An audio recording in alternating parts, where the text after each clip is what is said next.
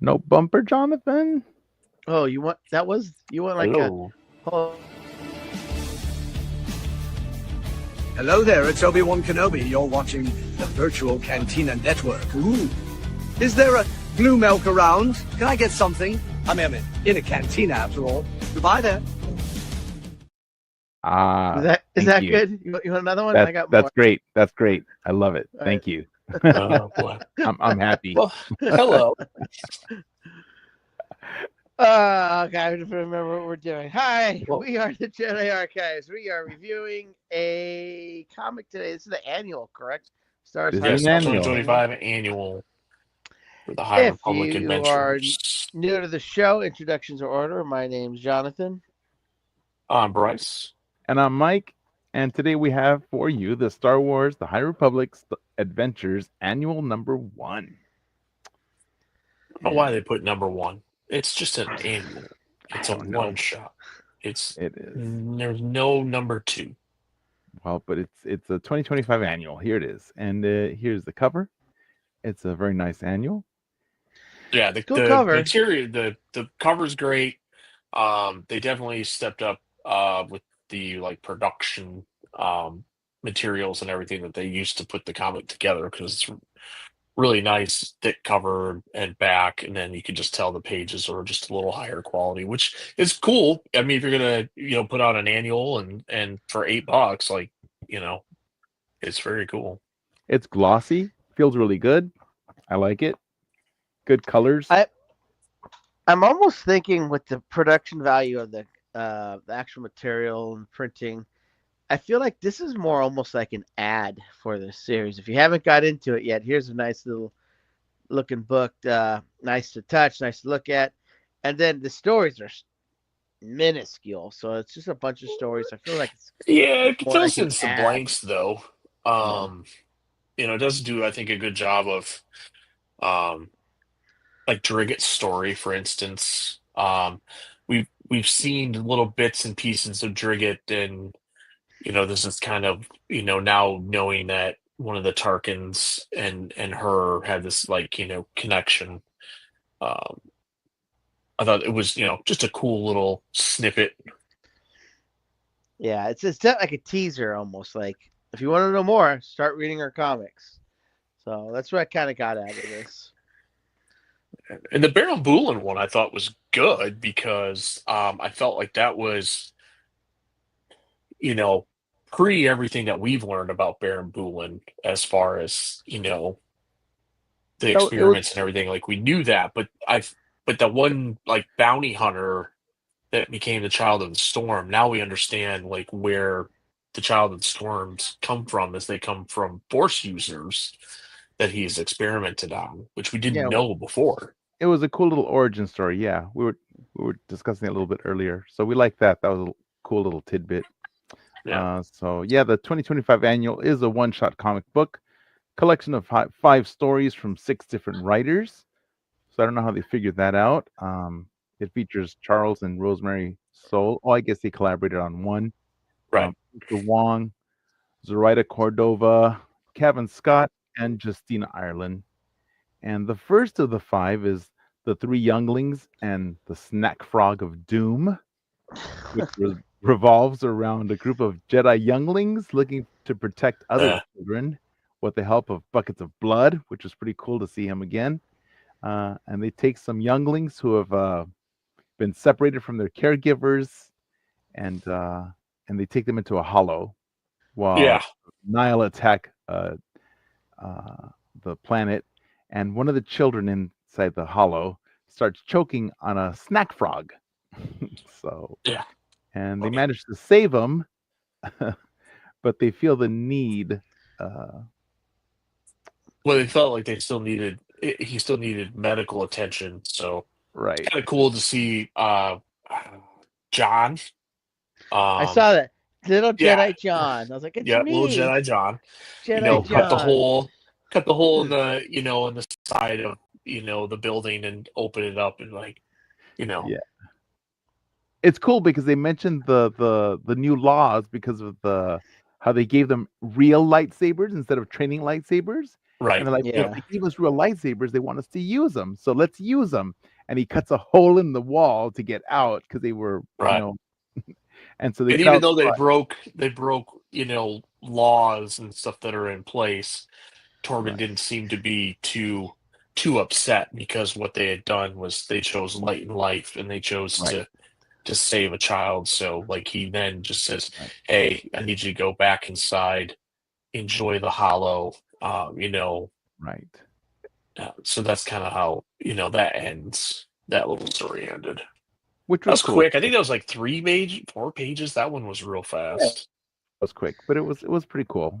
And but I like that they mentioned something from something that we had read about early on, how they came up with those like 10 commandments, right? About Mhm.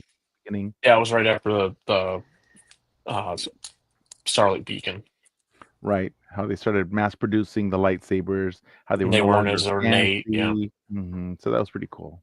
Yep. And then the second story, called Heart to Heart, which is really cool because I used to watch a show back in the, Oh, I think, Mike, you used to watch that show? Here's something you'll never ever guess. I Oh am boy, named here we go. after I'm named after Jonathan Hart. oh, I had a crush on Jonathan Hart. my mom loved the Oh show Heart to boy. Heart, and it's funny because my dad goes by John, but nobody calls him. Well, everyone calls him John, but his real name's Frederick. But I'm like, did you name me after Dad? She goes, no, I'm named you after a guy named Jonathan Hart from Heart to Heart. Oh my gosh, Jonathan Hart. Yes. Heart to Heart. I used to love that show. I had a crush on it. It was a great show. Yeah, because your mom and I are about the same era. So that's cool. Yeah, So Heart to yeah, Heart. Great so show. yeah. So yeah. Welcome to our show where we discuss Heart to Heart. And Apparently. it involves Drigget, like Bryce was mentioning earlier, and it was cool because Drigget's grappling with her loyalties as a Nile operative, right? And I don't think Drigget wants to burn the Nile, so I don't think it's the loyalties that's having to play the part she's playing, she's struggling with because it's not really what she wants to do, but it's what she has to do in order to, you know, burn the Nile, as she says. that's true. So story number two is a little bit better than story number one because story number one really doesn't do anything. Um, It's a and kind, loving story of three Padawans saving a mm, child. It okay, was it was rough. The only thing that was redeeming was Jedi John. yes, Man, First right time, now, John there's all John. this negative stuff. There's the Tarkins. Are they going to fight? Are they not going to fight? The Nile attack. And here we have a wholesome story about three Padawans doing the right thing and saving somebody with all the chaos going around. All it does is remind me that buckets of blood dies. yeah, That's all that reminds me. yeah. So in this one, Emilcine, we see Emilcine, right? Because uh, Yeah, Drigget meets she's Emilcine, and she's the youngest yeah, Tarkin, right? And then yeah, she gives her a data card with the Nile intel, right? And the Nile yeah. come upon them, catches them, and then Drigget pretends on the spot that she's capturing. Uh, No, she didn't pretend. That was an ad lib. That wasn't a pretend. Because later on she goes, "Yeah, but I took you hostage." Like she flipped the switch. Like, shoot, I've got to keep my Nile bit open. So she flipped real quick on that. right, That she was flipped. like thinking like, "Oh shoot, I can't get caught because then it's going to ruin my plan." So this is what I have to do. Like I have to flip the script real That, quick. but to me, that was really, I don't know. That seemed really.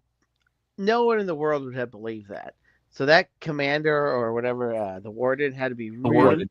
Right, really dumb to believe that. right, Yeah, that was I rough for don't me. I'm like, necessarily what think is the happening? warden is the smartest person. He pretty much just instills fear into everybody. I don't right. know if I tactfully don't know. he's that I don't think smart. I'm smart, and I thought that was dumb. So Oh. that to me, that seemed really poor. Yeah. I hated that. I'm like, really? And maybe and Yeah. maybe in a comic later, like in 14, 15, 16, or 17, we find more about that, because like this is in Iridu, and this is before you know we the actual battle, so we don't really know Drigget's fate right now. Right, right. And so then a chase ensues, and Emilcine captures them with the help of her guards. And then she recognizes that Drigget only betrayed her as a means of escape, um, to escape the warden. And she gives Drigget a lock of her hair Mhm. and her signet And yeah, and her as signet. evidence of her death, and makes Drigget promise not to die. And that's the end of that story, which is pretty Yep. cool. Well, she does go back and says, Emerson Tarkin is no longer going to be a problem. Right. And then it's like, what did I miss? So that's what I'm saying. We don't know Drigget's fate, because the warden could just be like, "Oh yeah, I know you're lying." And then that brings us to the next story number 3, which is called The Adventures of Churro the Hutt. And of course, I love churros because they're my favorite snack at Disneyland. Um, and Churro the Hutt focuses on a Hutt named Churro looking to find a plant that could save his planet, now Hutta. And he helps a Jedi who in turn helps him find Jedi rune. finds a legendary flower that could help his planet. However, when he finds them, they're actually a sentient beings who could die in exchange for saving another planet. And Churro cannot fathom the genocide of their existence. So then he allows them to remain legend within the Crystal Mountains, and returns to the Jedi to find another way to save his planet with the help of Dr. Glenna Kipp. Yes. Yeah. And Glenna Kipp is a tie-in to earlier stories. So this annual's pulling in together all these other stories that we've read about of characters that we haven't seen in a while, which is a cool. I like little tie-ins like that, so it's pretty cool. But again, nothing really happens, so it's pretty cool. But I like Churro. What story is Churro from? Because I don't really remember him. No, Churro the Hutt's been in one of the kids' stories. Was it one of the kids' books, or was it? I thought it was in one of the. I thought it was in phase 1 of the Adventures comics. I thought is when Churro the Hutt popped up. I don't remember this character at all, so I thought maybe I missed something. And I don't always read the children's books, so I was like, maybe that might not make sense. It was so long. I think Churro was in one of the kids. It's not one of the adult books for sure. That's for sure. I think it's one of the kids' books. Anyway, not very memorable. Moving on to the next story number 4, goes on to brothers and sisters, and this one gives us an inside look the into Hut. I searched Churro the Hut. It took me to the Churro Hut. That's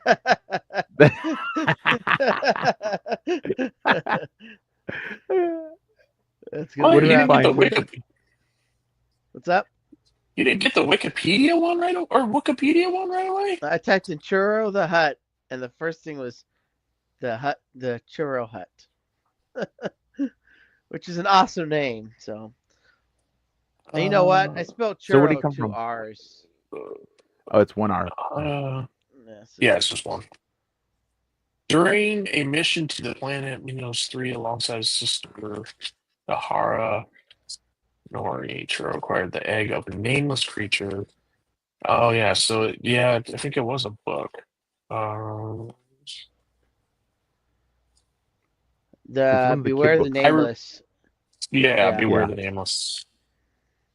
Yeah. Yep, that's the second book in. Yeah, so he's only been in those 2, that and then this. So this is a deep cut because I didn't remember him at all. I was like, I like him. I did, but it was a long time ago. This is one of the more likable characters out of this book we read. But I was like, who the heck is he? So now I know. And honestly, I think I did read it because I read all the books of phase 1, so I just don't remember it. Because it was so long ago, John. Yeah. It's like so story number 4, ago. Brothers and Sisters. Brothers and Sisters gives us a look inside into Baron Boolin's dark labs. This is actually a pretty good story. I did like this one. And it shows the experiments that he's working on for upcoming events. And it tells us the story of how he manages to capture Force sensitives and create his children So it does give us like a backstory, uh, and the artwork is haunting and effective, and it also gives us some backstory on Reek. So I did A little like bit this of one, Reek, yeah. and yeah, it was pretty cool on how it gives us the origin story of because we never really knew how that character came about. Uh, And and now I we didn't know. realize that that was going to be, and now we do. So that was pretty cool. Yeah. So I did enjoy this one. I think this was one of my more favorite stories of the collection of the annual. Um, what do you Well, guys it's the think? only one that was actually there was some stakes. All the rest there was nothing really like very kidsy. This was actually very tragic. I mean, this bounty hunter gets betrayed by a Oh Mhm. donkey. yeah, Just yeah, remember, it's a donkey that betrays her, yeah, and then and then you see her on like an operating table, and then there's the yeah. slide, and she's that mummy being or whatever Well, that it's has Star force Wars powers. version of Beta Ray Bill, okay? It was pretty. It was an obvious donkey, Yeah, but a whatever. donkey, an ass, But in other words. yeah, Oh my gosh. it was very tragic. So it's kind of like It is tragic. yeah. It is. It is. But and then that brings us to the final story, number 5, which my favorite, my personal favorite was this one called Stellan's Wisdom, which brings us back to Vernestra Rowe, looking back on an old lesson that her master Stellan Geos had once taught her. As she reflects on her master's words, Vernestra vows to uphold his teachings, and the Jedi will cast out the darkness of the Nile and the galaxy and ensure that Stellan's sacrifice is not in vain. And Mhm. so I just this to me was like my favorite It story was a because good it's reflection. Yeah, it was a good reflection. yeah. Mhm. But The all only in thing I all, the like about story. it is we get Vernestra with her hair, which is the real Vernestra. She's Well, this is the she's way I remember her. yeah. So yeah, Well, but she's older but younger than in the Acolyte, but older than in the books. So it's in between. no, yeah. Well, when she's having her meditation, it's after Stellan has passed, but her Right. meditation or dream, whatever you want to call it, is while Stellan's still alive. So it is Yeah, it was still a during little, like a yeah, pilgrimage to, yeah, this like oasis. to the blue Mhm. water, which is just water. Yes. Right. It So, had significance, Jonathan. It had significance. and then they Yes. find out there's floating bodies in the blue water. This is where they all just Oh go to my die. gosh. I was like, they're ruining the water. That's why the so scorpions are mad. so what did you guys think? I liked it. I each story was its own. I think, um, like I said, the first one just was like a more of a heartfelt story in the midst of all the chaos that's going around. Um, the one with Drigget obviously is going to play into the final 4 issues of the High Republic adventures. Heart Uh, to heart. and yeah, and then the Churro the Hut one was just fun. It was kind of cool to see a Hut, doing something, other than being a gangster. Well, he's an outcast. Yeah. Hmm. Yeah, so it's just kind of cool, seeing that. I haven't read that book yet, so now I need to go read the book. It sounds like they Um, fake his death in the book too. Like his sister yeah, actually they do. fakes His his death. Yes. sister does. His Yeah, sister said it Hmm. was easier to fake his death than to explain really yeah. what happened. So Right. there's obviously a mystery there. Um, Hmm. but the other cool, the the Barabulin one I thought was really cool just because now we had a backstory of how the Children of the Storm were actually created, and his Right. madness. So Hmm. I liked them overall. They each had their own little niche. They were completely different stories, but a couple of them I thought tied in really well to what the current status is, with what's going on. Well, I felt like it was interesting that everything was past. Like everything was like a year ago or so. Well, I Hmm. guess maybe the Driggett's meditation. not. The Drigget one's not. Drigget one's But Right. current. Drigget was still And before the Baron battle Bulin, on Eriador. Eriador? Iriadu. Forgot. Mhm. Eriadu. right Iriadu. It's before still before before that. yeah, but that's what issue 14 is. That's when the battle starts. Yeah. So this Right. is like this is one of those like side stories of we're prepping for the battle and everything. That's why that Yeah. data card was so important because it had all the warden's Yeah. information and everything on it. That's why it was so important for them to have it. And then the Baron Bulin one was current because he has been taken into custody and he is Well, on yeah, I Coruscant, guess but then the he's story isn't explaining, current. Yeah. yeah, but then he Yeah. flashes back to, Yeah. you underestimate me because this is what I have done. It was just Mhm. interesting that they took that approach, kind of take all the stories they told were not current, just a little pushed back a little bit. But I kind of said it already. This is more almost like an advertisement, a teaser. If you're not into it, here's some teasing stuff of what we could have in store for you. Read some of our old Right. issues. That's maybe what the past stuff's for. Uh, the stories to me were a little soft. I was glad I got to meet Churro. I mean, I guess he is in the story, but I don't remember him, so that was cool. And No, I always want to see well, if you haven't Vernesco. read all the Phase 3 books, then you wouldn't. Yeah. He's in Yeah. the second Yeah. junior novel of Phase 3. Which I thought I read him all, so kind of maybe I just didn't remember him. But yeah, so it is what it is. Not my favorite. A lot of dialogue though. It was a lot of bubbles to read. And So Jonathan and his I simpleton mind. I thought they were just kind of okay stories. Um, they didn't move. There wasn't much to the stories, like a lot of action. Um, they were just kind of okay. They were there. So for me, they were just kind of meh. So uh, my favorite were just kind of like the last two stories, and they weren't really that much. So my holocron readings are going to be like kind of mid for this annual. I'm just going to give it like 3.25 holocrons for this annual. That's my ratings. No. Jonathan, give us your 1.5. We're gonna go. Let's go with my. I don't know what was my lowest have been, but we'll go out of 5, right? So we'll go Yeah, right. out of 5. We'll do 2.5, right in the middle. Yeah, just it was very mid for me. Nothing was captivating, and I think the thing was cool. We learned about the origin of the mummy lady, and they did use a term that I didn't know. Anyone that could control the white current. I think that's what they said in the book. So that Yes. maybe that's how the force is viewed on computer screens or something. I don't know. It was very interesting, that term, but they didn't elaborate at all. It was just like a throwaway line. Anyone that could control the white current. I'm like, yeah, the mid 2.5. Rice. I'm going 4. Wow. You negative Nancy's over there. Right. Liked it. I thought it was cool. Like I said, like the first one was just a nice little heartwarming story with all the chaos going on.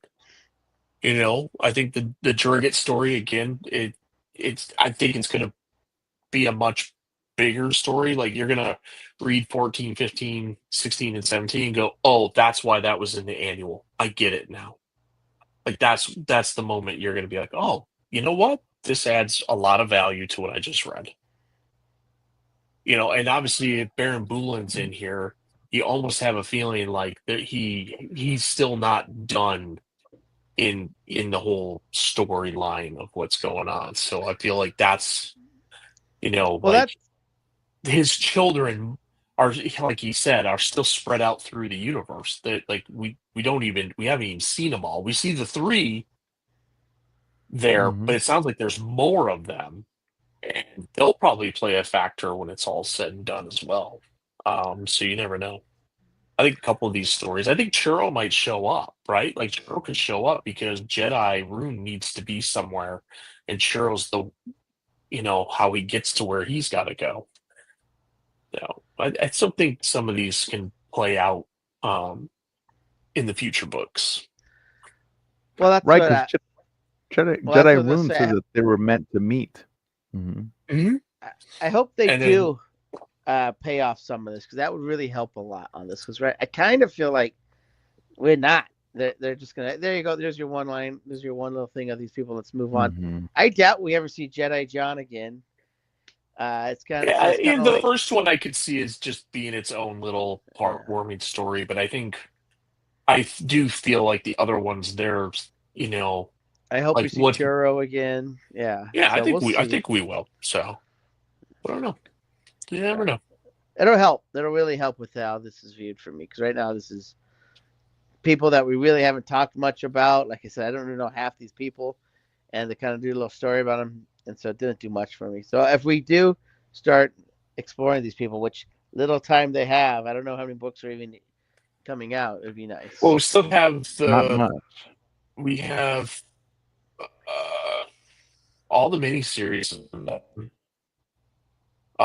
We've got 14, 15, 16, 17 comes out in April, and then those four comics tie off that portion. Then we have one or two. We have one. We might have one book in April, one in May, and then the finale is in June, and that's the Charles Soule Trials of the Jedi book. But then we have the junior novel, Yeah. and we have the junior novel, and we have the young adult novel still coming. I think they come out once a month, or they come out two. It'd be cool if we get some more Churro and a junior novel or something. Well, we've got the Trials of the Jedi, the Into the Light, and the Valiant Vow. We've got those coming out, right? Yeah, I so think that's Into the it. Light comes out April 1st. So actually, that comes next week. And then A We've got Valiant Vow April, May, June, May. is May 6th, and then Trials of the Jedi is June 17th. Hmm. And in between, we've got in May, The we've also Wayseeker. got the Wayseeker, which is the Acolyte. That focuses on Vernestra. And then the Crystal Crown, but the Crystal Crown really doesn't, again, that's not really part of the High Republic so much. Yeah, and then That closes it all out, and then no more High Trials Republic. of the Jedi. Yeah, Trials of the Jedi will be the end. It's so close. Sad. It's gonna be sad sad for once us. it's over. Yeah, it's gonna be sad. Yep. Oh, it's what 2019 is when we learned about it as Project Luminous and at Chicago Celebration. So by the time it's done, it'll be over 6 years. 6 years, yes. Sad for us. They are having a Lucasfilm panel in Japan, so hopefully the plan is for to attend it. So hopefully that can happen. So maybe we'll learn some more stuff there. It'd be cool. Hopefully, It'd be kind of cool if they gave you guys maybe like a convention exclusive, like on Charles's book. I think that would be hopefully.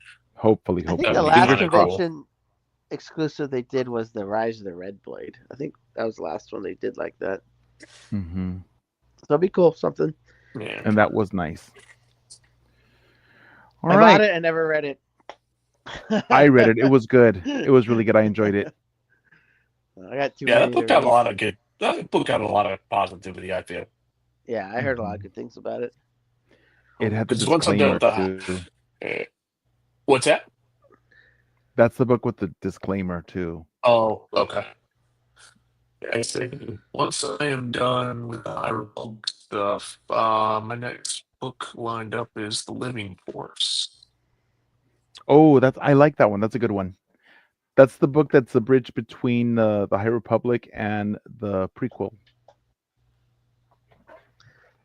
Oh, those other ones are coming out Yeah. soon. I've got that right Ernesto here. Rowan. I like that one. That's cool. All right, let's pay some bills. All right, I gotta go to this one, right? Yeah, do the hyperspace one. all right. Please.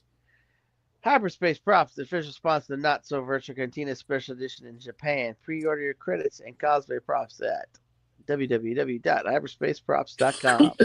Use code NSVCSE for 10% off. All right.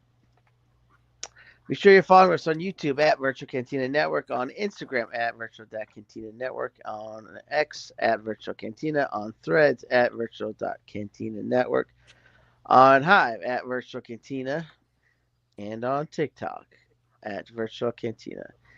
And like the VCN Star Wars Celebration Japan 2020 Facebook group, that is the mothership. That's where everything originates. A great place to be. Great place to know more stuff about Star Wars, especially Celebration.